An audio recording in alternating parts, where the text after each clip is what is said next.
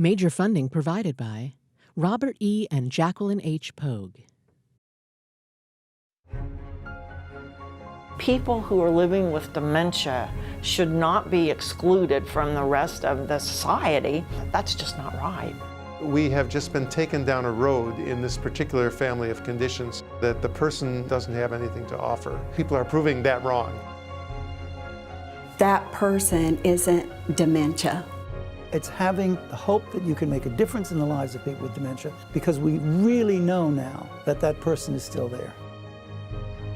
In a person-centered model of care, we try to cater everything that we do to that individual resident's likes and wants. When you're a great care partner, you're always anticipating that other person's need. When you can find a place where your loved one can be and are treated with the kindness that you want and that you extend, then that gives you this big relief. A lot of mentoring is helping people to understand, no, you can't do all the things you did do, but you still can do a lot. You still have a lot to be thankful for.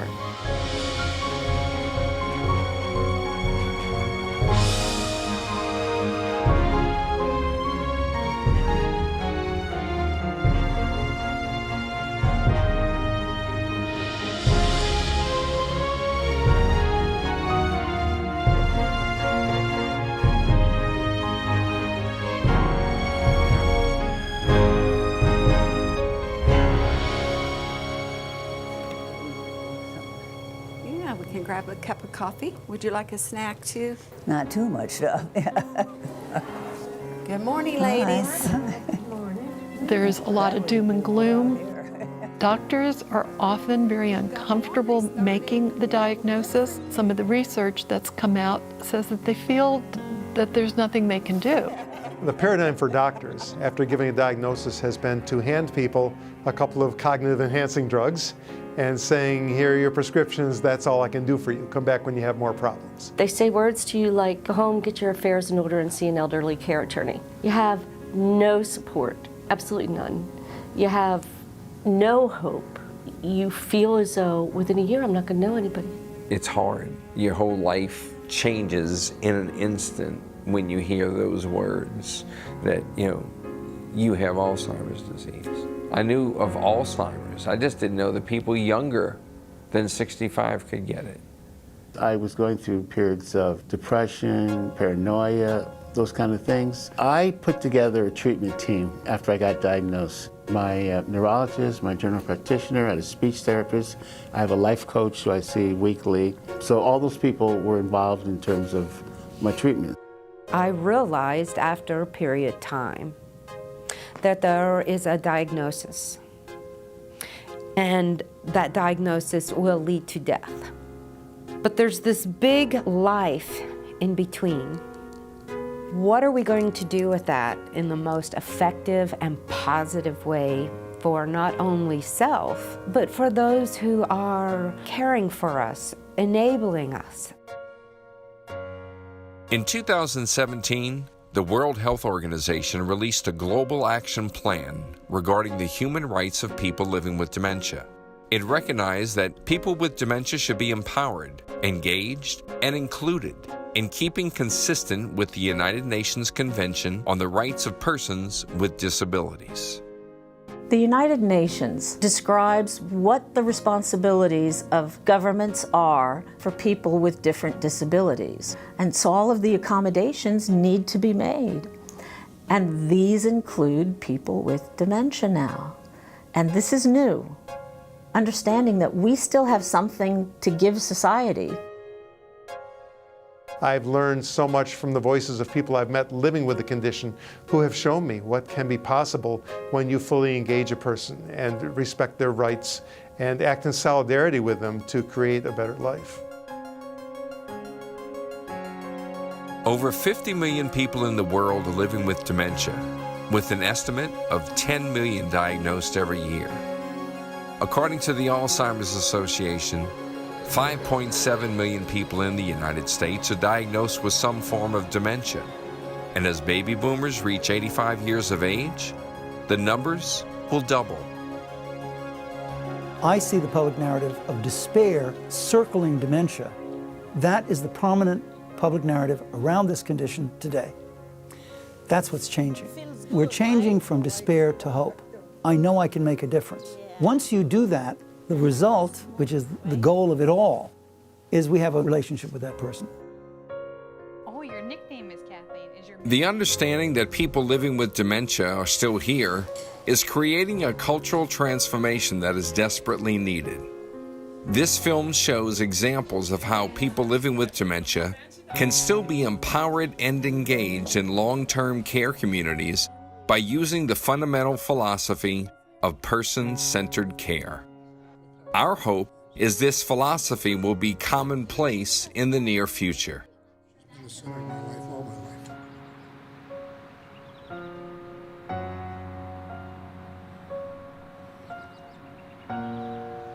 Mr. Ahmed, let's go to the bathroom and brush your teeth and let's start the day, all right?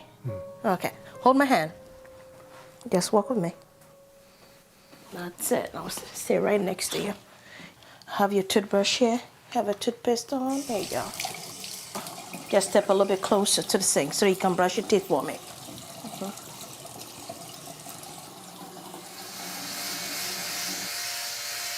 Well-being is beyond physical care. It's social and emotional and spiritual. And it's like, you know, let me be who I am and know me. That whole relationship-based kind of care and culture can make a tremendous difference in the person's journey and in the whole family's journey. I thought we were really special since we had a picture made in the studio. I think I was 5 years old there in that picture. My mother, she's a very big jokester, and so she has running jokes with someone. She can't remember their names, but she remembers the way they make her feel. You want to get up here? Oh, that's the sweetest one. Give me kisses. She looks younger and looks healthier than she has in years. It's amazing, the difference. Amazing, the difference. Her mind is sharper. They make her feel special by treating her with respect. And I love the fact that she realizes that she matters. Her life matters. That's huge. When people feel they belong and are part of a group, they have a sense of comfort and will feel more confident and secure in their surroundings. I appreciate you guys helping me out. How do you define being successful? The 5 things we know work for people with dementia that affect the way our brains work are diet, exercise, the amount of sleep we get, reducing stress, and the last one is meaning and purpose in life. More than money. Would you agree with that? Absolutely. Reduce stress and purpose work because they also reduce inflammation in our bodies. And the key to really stopping dementia from progressing to more severe stages is stopping inflammation in our bodies. Using dance, using theater, using all of these artistic methods is a way to help people's brains continue to function, to be engaged, to enjoy themselves, which is a really important thing, to reduce their depression, to overcome their physical disabilities. It seems like magic, but it should be just normal. It's the way we do things. Not broke after all.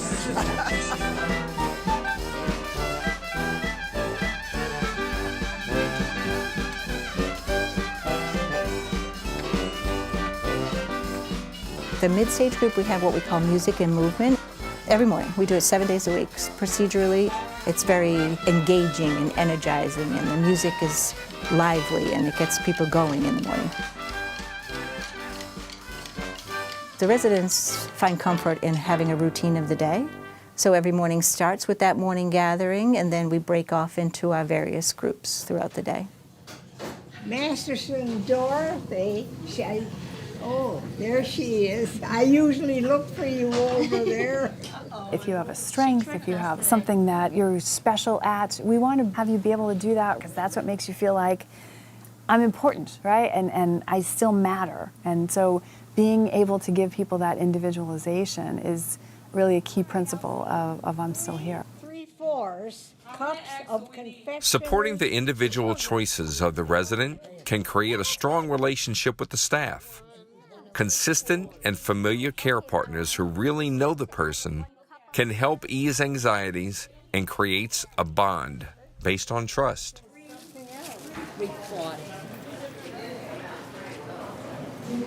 Enroll it. Enroll it. There. Good job, Joe. The relationship that you have with the people that you live with and the people that work there is extremely important. And with every good relationship, you need to take time to nurture that relationship. As caregivers, our staff spend a lot of time providing for the personal care needs of our residents, and you get an opportunity, to talk with people some. But let's face it, it's hard to build a connection with people when you're busy helping them getting dressed or helping them with their bathing and those kinds of things. So I felt it was important to intentionally plan time to just get to know each other and to just spend time together. But then what happens when our care partners eat meals with our residents? We'll just shut the door. The socialization is amazing. The place just bubbles with conversation and laughter when people are gathered for meal times. You went old enough. Why would you not sit down and have a meal with the people that you're taking care of? We're asking these people to let us into the most private areas of their lives. So to let them get to know us is amazing. Yep. Amen, right? Yeah, amen.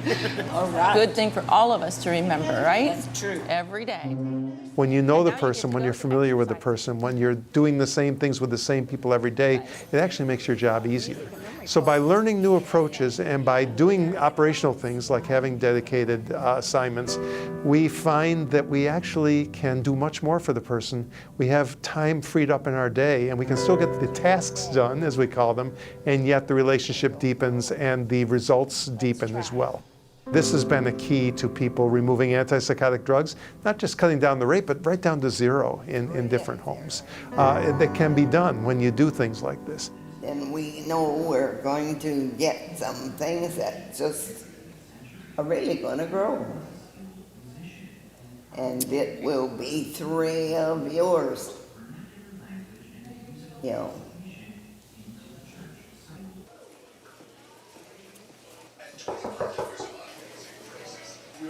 Good morning, Miss Roach.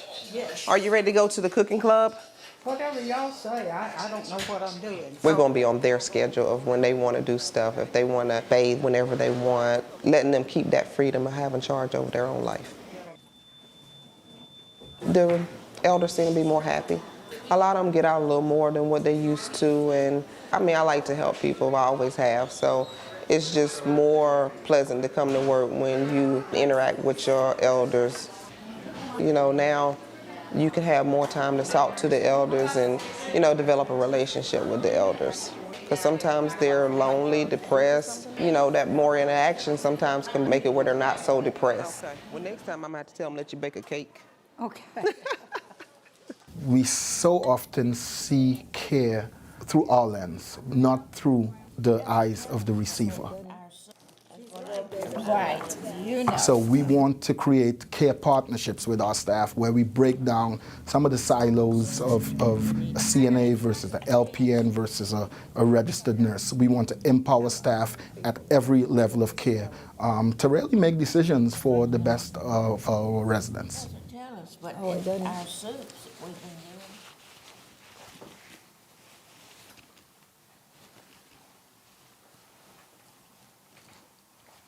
Thank you. Right on by your forehead. There's it.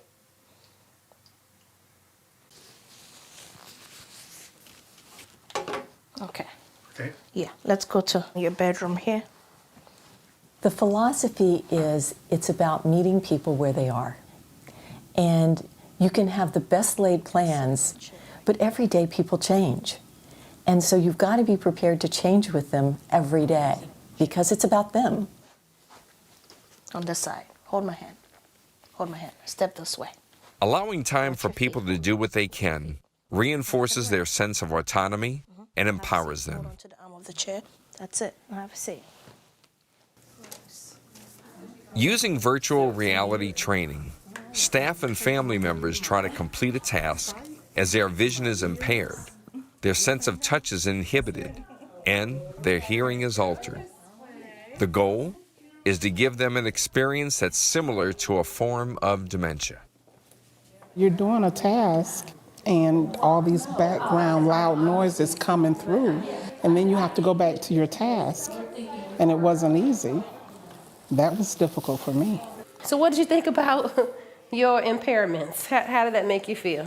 Yeah, I did the mumbling. When we have someone that's actually diagnosed with dementia, we think something's wrong because we're measuring them according to us. And it's perfectly normal to be frustrated, to mumble, to ask for help, but just reassuring them and let them know it's okay. I'm here to help. What will you do differently? I'll speak clear and precisely looking at them. I would make certain that their hearing aids have batteries, they have on their eyeglasses, you know. Exactly. And things like that. Just make sure that they're overall comfortable. Yeah, definitely. When I'm with a person with dementia, all of that will play back in my mind. What's frustrating them? Uncommon for people with dementia.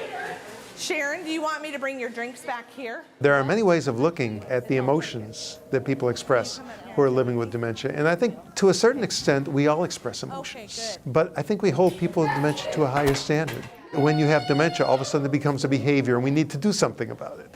When, if you or I did it, it wouldn't be seen as a problem. People should have the right to express a full range of emotions without being judged or silenced. That's part of the human right to be fully human. And this is how they're living, and we have to understand this and support them every way we can. To be able to sustain culture change in a community, it has to come from the very top, because if they don't really understand and support it, it's not going to trickle throughout the community. It was interesting. I went into this business, and in some ways I thought it was about caring for the elderly. And in a very interesting way, it's also about caring for your staff. Because when your staff is happy and they feel content and they feel appreciated and valued, then they can be free to give of themselves to the residents that they touch every day. When you're a great care partner, you're always anticipating that other person's need. I think that at the core of everything, it's about relationship. You have to give people permission to love who we take care of. It's right there. We hire people for heart, and you have to be passionate, and then we can train them. So you have to really focus on education and training for people. That's a huge piece. And you can't make someone want to love residents.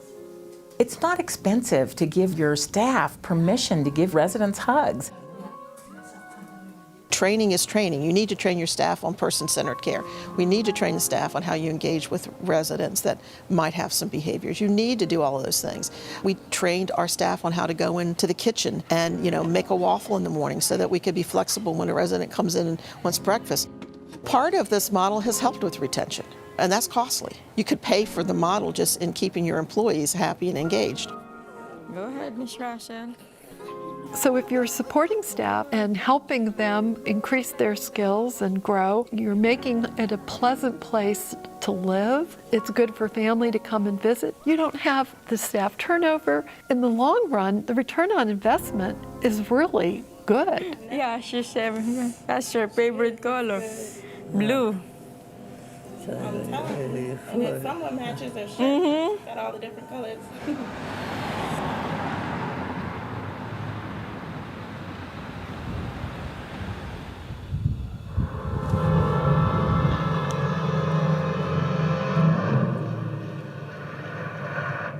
I've learned that you really have to look for a community that fits to the individual as opposed to the individual fitting to the community. He's looking at you, kid. He was an author. He's not going to sit there and do crafts. He needed more stimulation. They don't fit him into a program. They fit the programs around him. And that's been really quite special. What's the name of the city in North Africa that this took place? Casablanca. Casablanca. That's the city. Being able to relate to the person and understand who they are is imperative to finding ways to connect. Utilizing familiar subjects can evoke discussions and add to their personal growth as an individual. Rocks. They're rocks? Okay. I really believe the philosophy that you can be engaged with someone and give them the ability to still negotiate the world without putting lots of drugs in them. So the green is nature too? Nature. I itemize every single piece of art that he's done. There's over 500 pieces of art. Before, during, and after his dementia sort of took hold. Which one are you going to have, darling? Your coffee and your coffee. Coming here, you know, my mom can be who she is.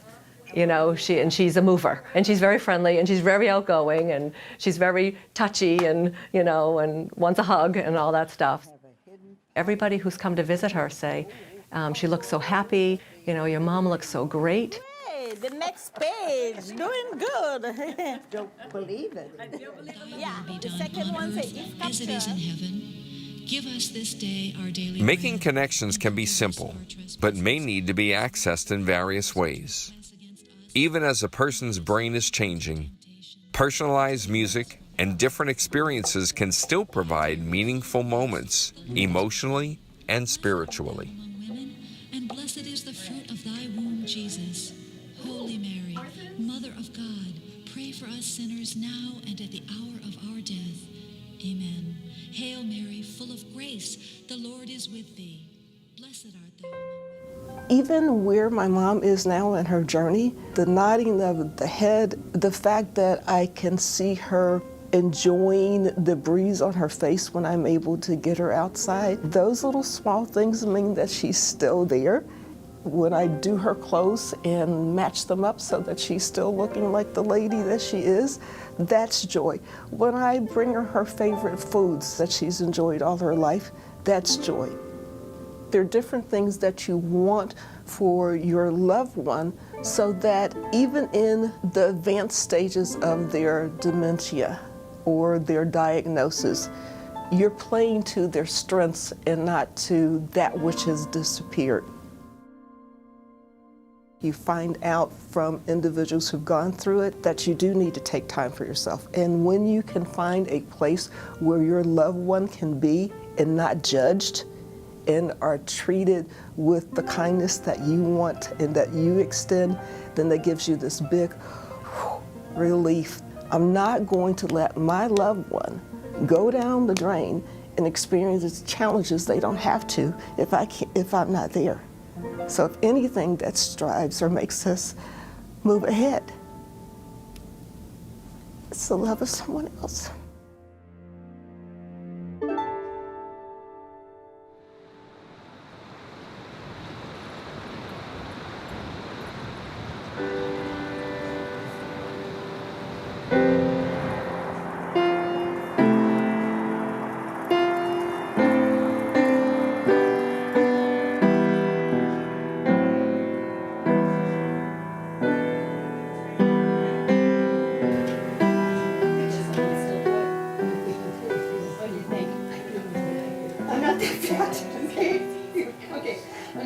It's all about education and supporting each other.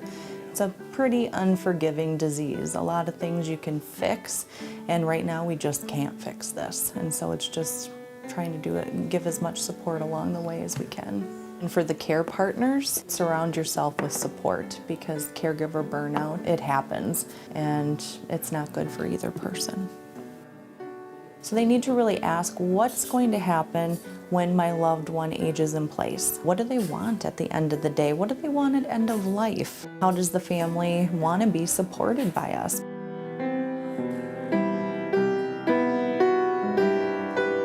We really look at how can we help a person holistically. We look at how are we engaging them? Are they getting enough exercise? Each resident has their own tailored aromatherapy plan, which means that they get oils applied to them a couple of times throughout the day, sometimes more if they need it. That helps to maintain that calmness for everybody. It reduces stress. We use oils to help people sleep better at night. And if you sleep better, you have a better day during the day. I didn't mean to trip on your toes. You smell the lemon? So it's holistic, it's natural, it's not going to hurt you, it's not going to leave you hungover in the morning. You're still going to be able to wake up and feel good, but you're going to sleep well. We're using natural, 100% pure essential oils, and I think that that's the big difference. There's a lavender, it's just pure lavender. I'm now at this about 16 and a half years, but I made it a protocol that's right part of their care plan. It's not an ancillary to think about, it's an expectation in the care plan. It's how it benefits the resident, and I've turned it around where, how does it benefit the staff? When you're doing it on the resident, you're going to get the direct benefit on your person. It's both directions. This foot, okay, and put it on my lap so I can reach These your oils that we're working with are amazing because I use them at home too now. And I would have never thought of anything like that. With this disease, it's okay not to have to do everything because life's more important than getting your chores done. I came because they're going to do a presentation on China today. My mom said to me when she was first diagnosed, she did not want her care to take over my life. That's given me a lot of comfort in the decisions that we've had to make. We go back. Way back, right? Way back. Joe and I were classmates. Does he have top secret stories about you that he can share? I don't know. We're supposed to go to her, not bring her to us. I think that's the biggest thing I've learned. And so that's what I've seen this crew do so effectively, is going to where my mom's needs are and tapping into her life story to help, you know, maximize moments of joy and minimize moments of anxiety and fear. It is amazing because he was put on hospice a year ago last Thanksgiving, and we thought we were losing him. I believe this care has extended his life. He's comfortable. He doesn't ask to go home. He'll ask me if I'm sleeping over. He wants us all to be here. When we go visit him, it's nice to be in a relaxed environment that feels like home. I think we, as a result, stay longer and visit longer, and it kind of turned into a place for my family to meet and socialize. Once he moved to a place where he could get the care he needed, my mom was then able to be a wife again and give love and affection without all of the stress of daily care. I think it's important he's at the table. He picks up on what people are saying, and sometimes he'll laugh appropriately with everybody else. He seems more relaxed here. I feel like some of our best times are around the table, you know, having just those little discussions and the little chronicles and the different things, the weather report in the morning. You know, people just really respond to just that general chatter. This generation, that's what they did, and so I think it's a big part of our day. And then 70 and sunny every day. Well, I think there's a level of respect among the staff. They respect one another and they respect the residents. Where my dad was very institutional. My dad fell in an assisted living and was on the floor for an hour and a half before anybody came to find him. He broke his hip and passed away from pneumonia. We were very distressed about the way my dad was taken care of. My mom was transferred here. They're very compassionate. That caring is from the leadership down. All right. There's that. All right, honey, ready? There you go. Get your pillow. I love you, Carol. I love you too. And I appreciate you. We appreciate you too, sweetheart. Creating a healthy and comfortable environment is much more than the physical building. The commitment to person-centered care practices must be embraced by everyone. Your glasses?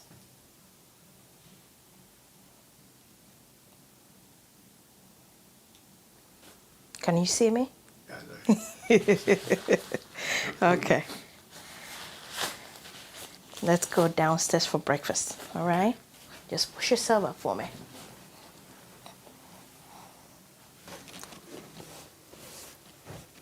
I think it's me here. Oh. I like it. I just enjoy music. This is me. Right here. Clarinet. That's your favorite? That's my favorite musician. You want to go downstairs for breakfast now? Okay? Okay. All right, hold my hand. You got everything we need? Okay, I think so. Okay. Daily routines are very important in helping the person feel at ease. The actions become a natural part of what they do, and the repetition makes it easier to remember. New experiences can add a feeling of excitement and can have long-lasting positive effects. There is an amazing body of knowledge about equine-assisted therapy. It can decrease aggression, and we certainly see with the horses that someone who is anxious, we could get a 2 or 3 hour improvement in that, or we could get a 2 or 3 day improvement in that. It just depends on the person. When Emmett first came to us, his wife had been passed away probably 6 months or so. Okay. He seemed fine. He had transitioned and everything else. And the first day we took him out to the horses, we found him rubbing the horse like this, and he was saying, "It's going to be okay, Ann. It's all going to be okay." And Ann was his wife. And that was the only way we ever knew that he was struggling with coping with her death. If it had not been for the horse, we probably would have never known. We always have to find other ways to understand what people are thinking and give them an opportunity to connect and then share. It's amazing.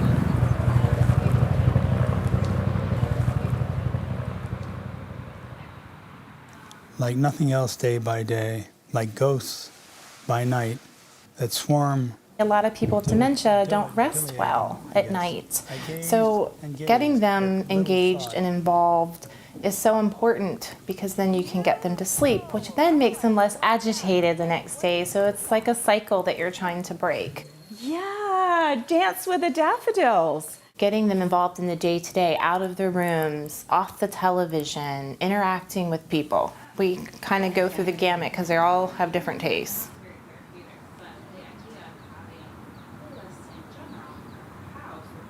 Staying engaged and utilizing technology to explore and communicate can help people feel more connected. Okie doke. I'm gonna put this just right on top of your head and we're gonna look at some dolphins. Okay. Okay. Do I take my walker with me? Nope, we're just gonna stay seated. How's that feel? Oh, it's a big fish. Oh, they're big fish. Oh, 1, 2, 3, 4, 5. Oh my gosh, 6. Oh, there's too many of them.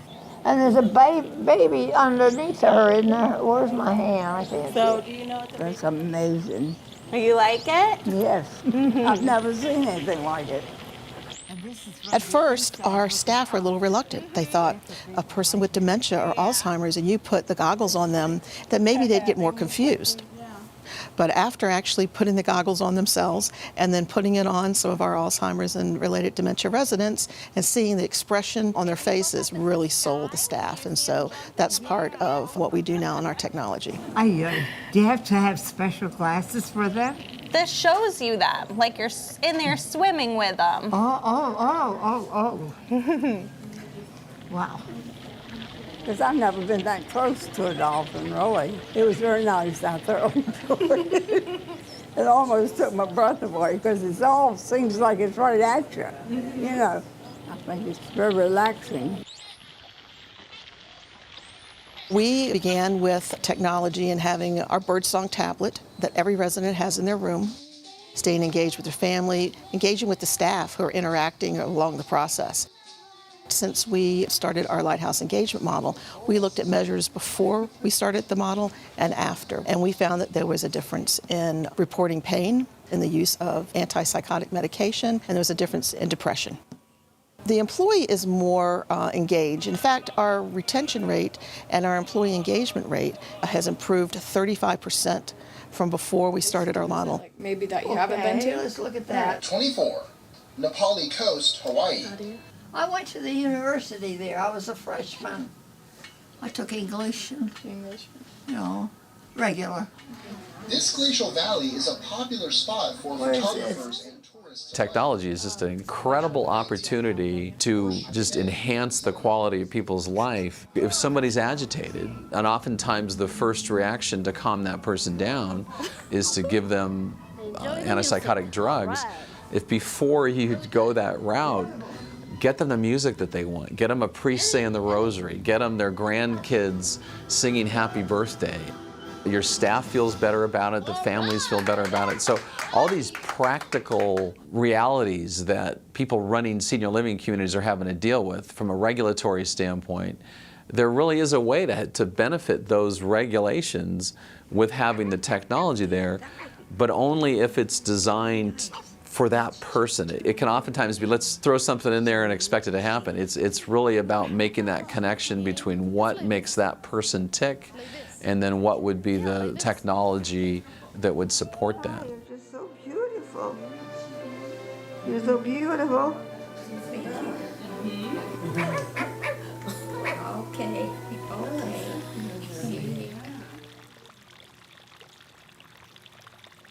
So let's take in one deep breath. And let it go. Loneliness and depression, the statistics on it have not changed in over 50 years. And that's despite these social calendars filled with light social events. The research shows that people who engage in peer support on a regular basis, so people who are actively contributing, giving back to their community, reaching out, helping others, loneliness and depression does this. So people who engage in peer support are healthier, they're happier, they live longer. So there's a lot of evidence that's showing us that peer support groups are so effective. So that's why having peer support as a model within a home is really exciting, because it means that we are mobilizing this unused resource that we have, which is the residents themselves. Not only are they capable of it, they're probably the best resource we could possibly ask for, because peers can help each other the way that nobody else can. 1, 2, 3, 4. Woo! Physical exercise is important, but often much more effective when doing something meaningful. Having a personal relationship between staff and residents can be essential to keep people active and engaging in purposeful activities. There you go. All right.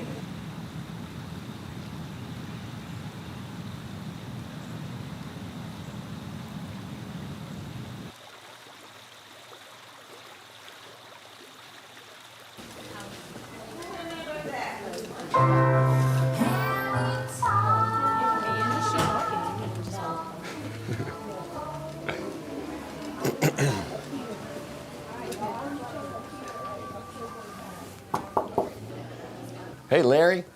How you doing? Fair. All right. You mind if I come in and sit down?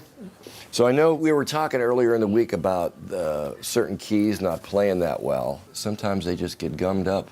And this is the one that you worked on before. Right. Key E. E, right. We used to call it clean E because it was all clean. How long have we been doing this? About 4 years. About 4 years. Yeah. When we get together, the group really loves harmonicas. All right, Larry, take it away. We're together 2 days a week, so that takes up a good bit of my time, which is good because I have trouble getting out of bed every now and then. John sees that I get up, as he did today. Yes, it means a lot to me. These people here have made this badge, which I value very, very much, because it keeps me occupied and something that I'm able to do. Especially with the harmonica playing, that helps your breathing, you know, because you're taking these deep breaths, you know, so your lung strength is remarkably different from before you were playing harmonica as much as you are now. Yeah. And like I said, people depend on you. You know, they look forward to you being there. It's a great thing for you to be there and to share your talent with the group. Music I've always loved, so I'm hoping that I can continue with it for sometime yet.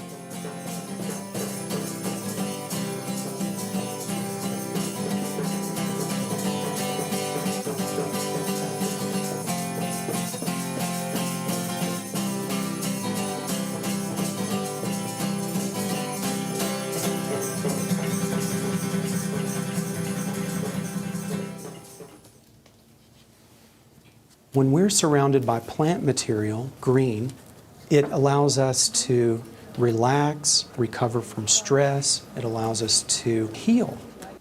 Good morning. It's extremely important that you continue to do things with your hands, whether it be minimal things or whether it be something complicated. They encourage you to do different things with looking down at the plants, and if you do want to talk to somebody, you can do that. And so that's one of the things that encourages us here. When I come in and bring plants in, or we come out to the greenhouse or the therapeutic gardens, you see that increase in their level of socialization. You see an improvement of their mood. It helps you to get sunlight that helps with your circadian rhythm. So that translates into better sleep. Getting that sunshine helps us to absorb vitamin D. So that helps us to not become depressed. So there's all of that, but also going out and seeing what you planted, seeing how it developed. That boosts your self-esteem. That boosts your sense of self-worth. That looks good. You say that's good. You said it's good. When you start allocating some resources to garden spaces, the natural environment, it helps staff, it helps family members, but first and foremost, it improves care.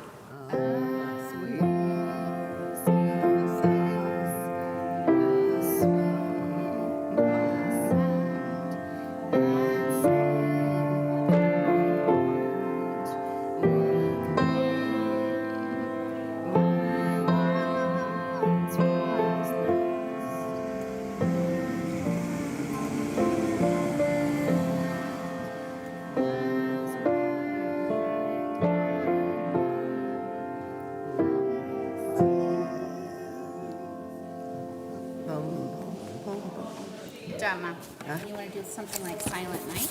You would know that. It's warm, it's inviting. I don't call it a nursing facility, it's a home. It's their house.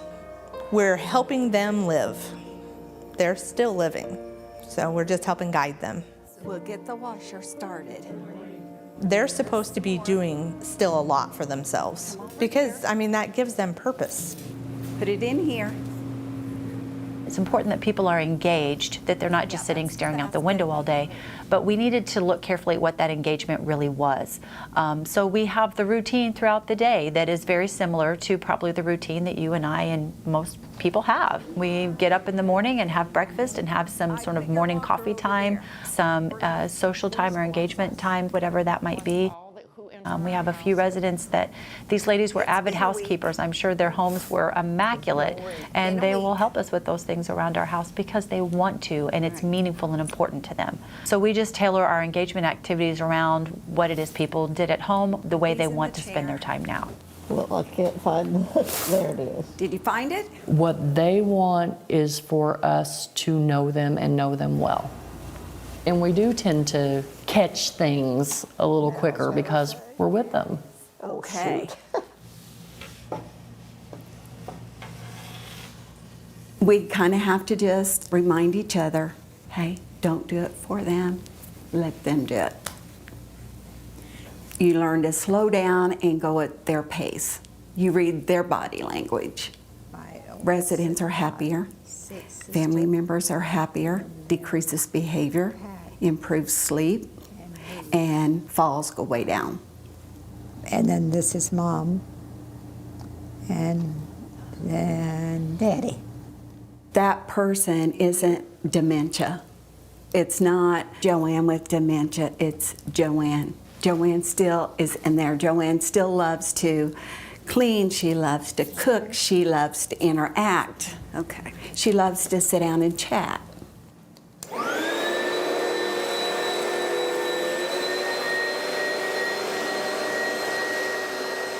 What do we have to lose? Letting her dust and vacuum and help him make the bed. It's giving her joy. It's giving her reason to be herself again. Is that it? That's it. We're all for you. They have their own relationships also with the other residents. You know, they go to each other's apartments, and it's kind of like just a little community. We won. I am the healthiest person in the world. Yes. I love all of the children at Jill's House Intergenerational Preschool. Yes. All right. Good job. And of course, with the preschool, that's great, the way life is. Their faces light up when they see the kids, and the kids learn from them. It's the way it should be. Children and the elderly just connect in a special way. And boy, they can take our residents and get them to do anything. Would you like to color today, Miss Honey? And our residents so appreciate having those children around. And when we talk about making real change in our society, we must start with educating the kids and giving them opportunities to bridge those generations.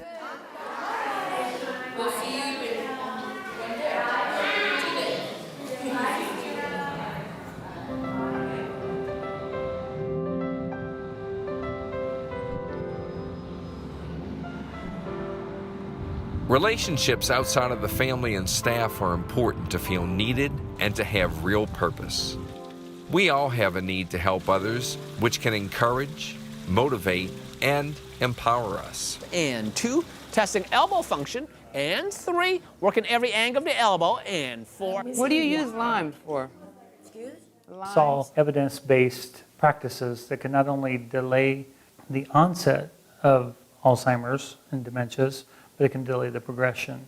And what's so exciting about it to me is that it's really a healthy lifestyle program. Research has been done that food actually is affecting our mind. It's really based around healthy foods. The Mediterranean diet incorporates a lot of those practices. We've always tracked our outcomes. Falls are one of them, and we have very low falls compared to the rest of the industry. It's giving them that respect and dignity. Take the time and allow them to get up and walk if they can, or maybe they do things a little bit slower, but that's okay. We'll take the time to do that. But how it makes them feel, right? To be able to stand up or walk or move, and encouraging them to do all that they can do. There it is. Found it. The baking. Come on, Mr. Mas. Okay. One is enough, no? Look at how big they are. Oh, you said 15 cents. Yeah, I did. I thought it says 15. How many cups, Brian? It's 2 cups per 4 cups of flour, and then a half a cup of peanut butter, so 1 cup of peanut butter. That's your job. All right. It's a lot of fun to make biscuits and bring them to the dogs versus bringing, packaged dog biscuits. Let's heap it. Yes. And then 2 cups of oatmeal. We prefer shaken, not stirred. We're going to get to taste it. Everything with meaning has long-lasting memories. Everything here is edible. Looking good, huh?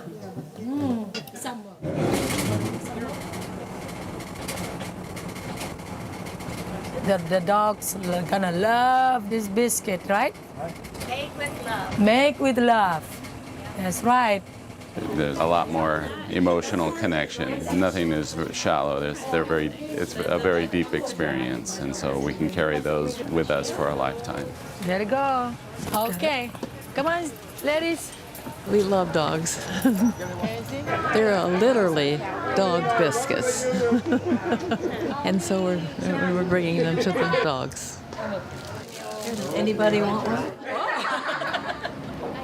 Miss Jody's going to join you. She's going to get a massage too. Oh, good.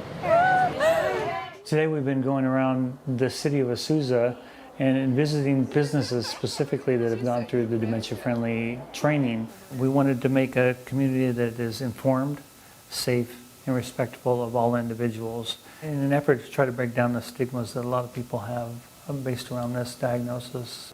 And that's what we're trying to do with the Dementia-Friendly Initiative. Because I asked him. It was really enlightening, really opened up our eyes to all the needs for the community. Sometimes we get a misconception when we see somebody that's out on the floor, perhaps eating or just looking lost. Sometimes we think that they could be drunk or on drugs. And in fact, a lot of times they're not. It's an everyday training process. With every case of dementia, it's different. The statistics of how many people actually have it was very shocking. And then with an aging population, it's only gonna keep increasing. So it's definitely something businesses need to be more sensitive towards. That to me was something I can take with me anywhere, not just for business, I mean for life. It's not hard. It's a simple couple-hour training for one person, is the way I did it, and then have that person responsible for training others. It's actually kind of exciting. It's another way of building their morale and building their skill set, and it makes them feel more confident in serving whoever walks through that door. The thing that resonated with me the most was how they said they may not remember even a particular instance, but they'll remember a feeling that they have about a place. I personally like to get a little bit more level when I'm taking their orders, as to not intimidate them so you're not towering over them. Make it a little bit more friendly, like we're hanging out. I was really excited to further my community outreach and what I could do, and so I really enjoy it. Oh, you're welcome. You have a great rest of your day. Bye, Miss Dorothy. Bye, thank you. Yes.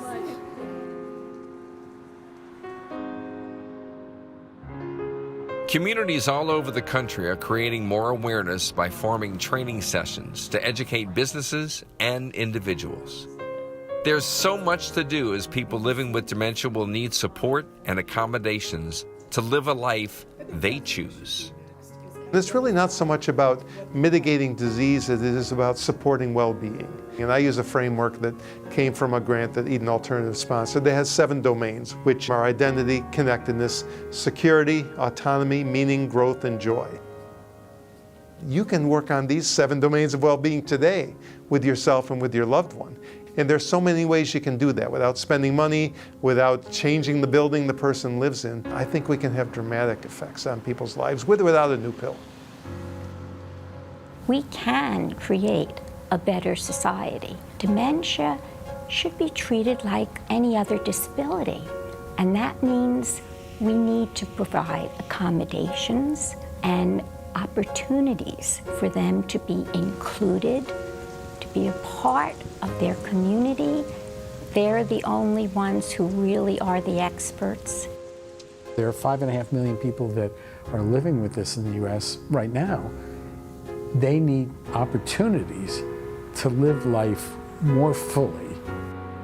To me, I'd like to see the doctors give people a list of chat groups and forums where people could get help, get guidance and support. There's dementiamentors.org, which people like me can one-on-one deal with people and help them through the transition. We go to a support group, we get empowerment.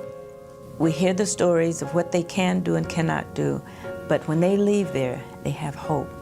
I tell people, I'm gonna be the first one to beat this. I'm dementia, and I'm gonna let food be my medicine, and we exercise. They said I'm doing all the right stuff. People wait until there's a crisis. Somebody's in the hospital, then they need a placement. Oh, we have 24 hours, because hospitals don't keep you very long. There was this memory care community that was opening near our home. And so we went up and we took our granddaughter, our grandsons, our daughters, their spouses, all together. We went to this assisted living community. You know, the challenge is seeing a beautiful building and recognizing quality care. I went around with my grandkids and we were looking at it, at all the different rooms and stuff, but it's all about wildlife. My granddaughter comes around, I found your room. It's the rainbow Trout room. So, you know, she's already picked out where she wants me to go. So it was really nice. So what we're doing now from a distance is watching to see if it gives the quality of care that we want Mark to have if he needs that. Right. But that's the biggest thing, is preparing in advance all the way around. Normalcy is a very powerful word. I was on TV, I was on radio, I made videos, and I did all this stuff. So when I get to do that, that is my normalcy. That's me, your narrator, and I'm living with Alzheimer's disease. It doesn't keep me from doing things meaningful, like being an international dementia advocate, or advocating for the rights of other individuals who have a dementia-related illness, or speaking on behalf of those who are no longer with us. I do have bad days at times. Since my diagnosis 4 years ago, I've progressed a bit. What I've found is with the right support and accommodations, I'm still living well and can continue to do most of the things I like to do, like narrating a documentary.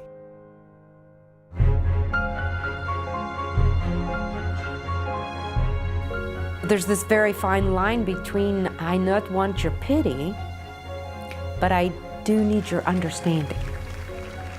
Help me work with the way my brain be go, which means you need to get to know me. That's care. It helps me remain the person I would want to be. I know what LOVE means, but I don't feel that. So I lean into other words like dragonfly, the sound of birds, the ripple of the sun on the water, people that come to my house with a smile on their face and say, "Hi, it's great to see you." How could you not feel good with that?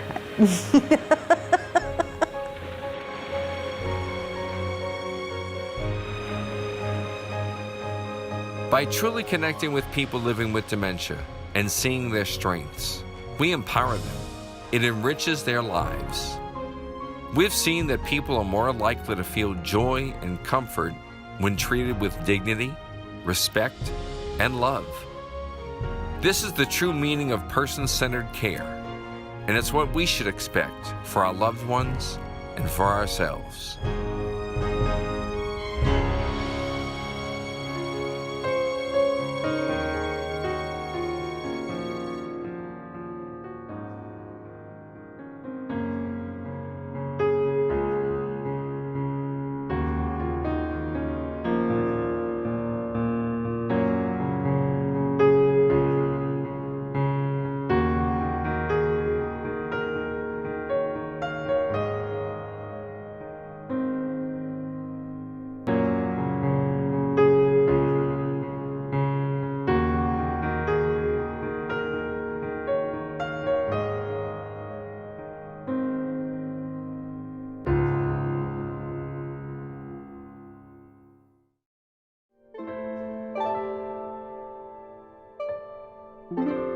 Major funding provided by Robert E. and Jacqueline H. Pogue.